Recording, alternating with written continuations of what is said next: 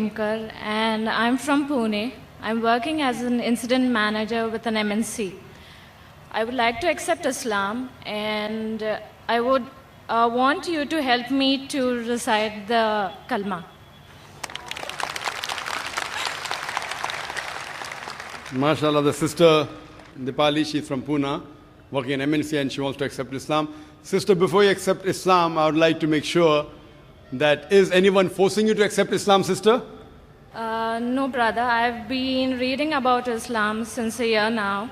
So I thought this is the best opportunity for me. MashaAllah. Is anyone forcing you? No. Is there any economic pressure? No. Is there any physical pressure? No. Because in Islam, forcing anyone to accept Islam is prohibited. In Islam, number one. It's even prohibited in this country. That's number two. But if someone wants to accept Islam willingly, no one can prevent you from. And inshallah, as your desire is, I will read the kalma. And inshallah, you can repeat it, sister. Yes. And I'd like to ask you before you start the kalma, that do you believe that there is one God? Yes.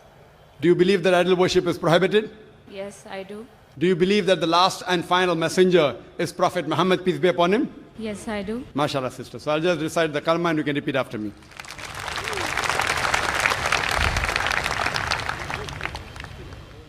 Ashhadu Ashhadu Allah Allah ilaha ilaha illallah illallah wa ashhadu wa ashhadu anna anna Muhammadan Muhammadan abduhu abduhu wa rasuluhu. wa rasuluhu. I bear witness I bear witness that that there is no God there is no God but Allah, but Allah, and I bear witness and I bear witness that that Prophet Muhammad Prophet Muhammad is is the servant the servant and the messenger and the messenger of Allah. Of Allah. MashaAllah. Sister, you're a Muslim. And may Allah subhanahu wa ta'ala reward you. And I pray to Allah subhanahu wa ta'ala grant you Jannah. It is good that you have been studying Islam for 1 year. And it is good you read the Quran and the Hadith. Otherwise, if you had seen the media, maybe you have never accepted Islam. So I pray to Allah subhanahu wa ta'ala that may He accept your effort and inshallah grant you Jannah. Thank you, sister. Thank you. Yes, brother. Hare Krishna. My name is Ravikant Pandey. I am 23 years old. I have completed my graduation from Kolkata University. I belong to Sanatana Dharma. So I have no qualification to speak in the front of you, but I am trying to speak with you. I have one question in my mind. And even I can speak wrong because I don't know English very much well. So please forgive me. My question in Sanatana Dharma is also written that women should be protected in a child time by his parents and a young time by his husband, and after the mother, his elder son will protect two women. In Sanatana Dharma says there is no love in this world, lust is there in this world. So love and lust is two different things. And it cannot be go in a same one platform. So our real duty is to engage the service of the Lord. And in a Sanatana Dharma, Arjuna asked one time to Krishna, "Oh Krishna, please tell me what this men are speaking. I don't know. I don't know so many languages. So please clarify me." So Krishna told to Arjuna, "They are talking like a frog. Even a snake come and they eat. Just like I come by death and I eat." So in this world there is no love. We are trying to satisfy it. This is a simply attachment, we can say. In Sanatana Dharma says that woman attached with a man and man attached with a woman. So this Sanatana Dharma, because in Bhagavad Gita 5200 years ago came, and 2800 years ago in the Bible came, and 1400 years ago your Quran came. So Sanatana Dharma is coming by so many millions of years. So I am not justifying that our life is meant for simply engage the service of... What's your question, brother? I've read the Sanatana Dharma. I'll give my comments on Sanatana Dharma to you. I want to ask you, what is the question? Do you want to say that Sanatana Dharma, Hinduism also protects the woman? No, I am asking, our life, our duty is to satisfy the woman or satisfied the Lord or engage the service of the Lord. The brother asked the question, is our duty to satisfy the woman or to satisfy Lord? Yeah. The brother asked the question that what is our duty, to satisfy the woman, there is love, there is lust, or to satisfy Almighty God? Before I come to your Sanatan Dharma, I will tell what Islam says.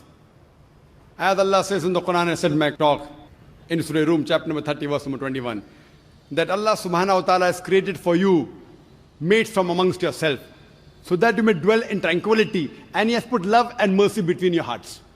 That means Allah has created for you of your nature mates, your wives, your spouses, so that you may dwell in them in tranquility. You get tranquility, you get calmness.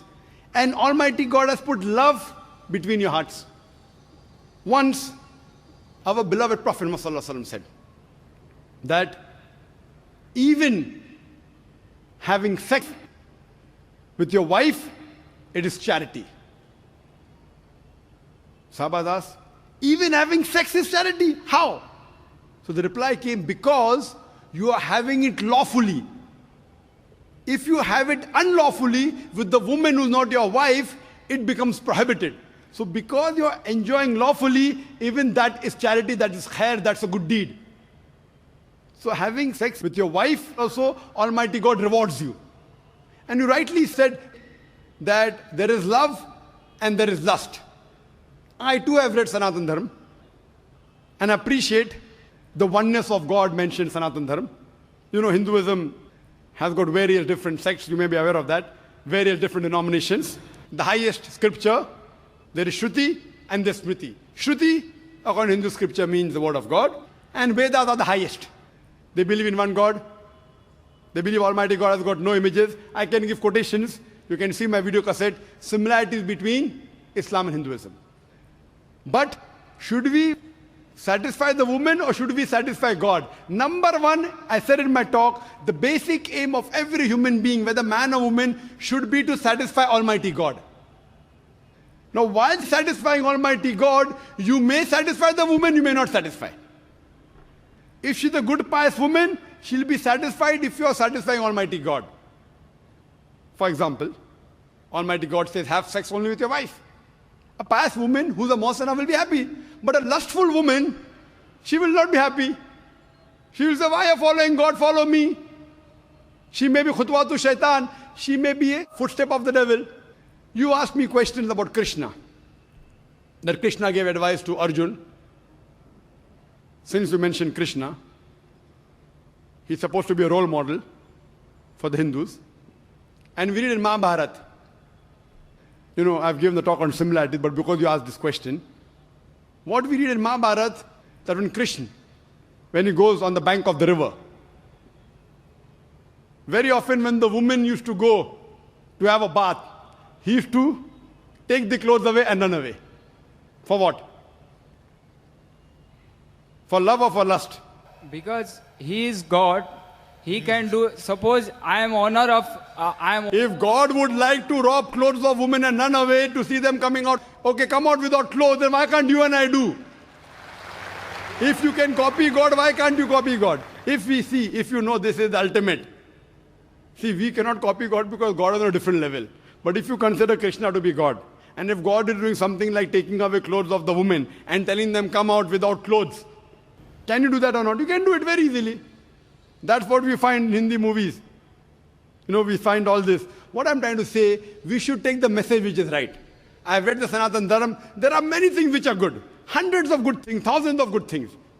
But what is not good, you have to leave it aside. I've given the talk on similarities between Islam and Hinduism. Now you speak about Krishna, talk about love, talk about lust. I appreciate many things of Krishna, but not everything. Many things he said is right. He tells that be a Kshatriya, fight against injustice, even be against your relatives. He says that in Bhagavad Gita, chapter number 2, verse number 31. Same thing in the Quran, Surah Nisa, chapter 4, verse 135. That stand out for justice as witness to Allah subhanahu wa ta'ala, even if it be against yourself, against your relatives, against your father or mother. Allah protects both. So if what he's saying matches with my Quran, with the real word of Almighty God, I accept it. But everything I don't accept it to be the word of God. That's the reason what I do, This is the Furqan. Furqan is the criteria to judge right from wrong. And if you read this, this is the last and final revelation of Almighty God which was revealed to humanity. If you read this, I challenge you to take out a single mistake in this. The other books that we have, the other religious scriptures, because of passage of time, they have been changed. Interpolation, concoction. Who says that? Not I. The scholars of Christianity, they say that the Bible has not been maintained in the true form. The scholars of Mahabharata say that initially Mahabharata was a story told by the grandfather of Arjun to the people. Later on, the 8,000 shlokas became 24,000 shlokas. Now we have more than 100,000 shlokas. Interpolation, addition. So what has been added? I cannot accept that God Almighty, leave aside God, even the prophet of God can do such things. So what I say, this may be an interpolation. I respect the messengers of God. But if you say that these people are saintly people, no saintly people will do what I consider, okay, this may be an interpolation, this may be a concoction. So therefore, I request you to read a book which is 100% pure, without any interpolation. Allah has promised in the Quran, in Surah Hijr, chapter number 15, verse number 9, that we have revealed the Quran and we shall guard from corruption. Almighty God has taken him upon himself that he will prevent any corruption in it. From this, if you read, you get the pure rights that the woman can have in this world. Hope that answers the question, brother.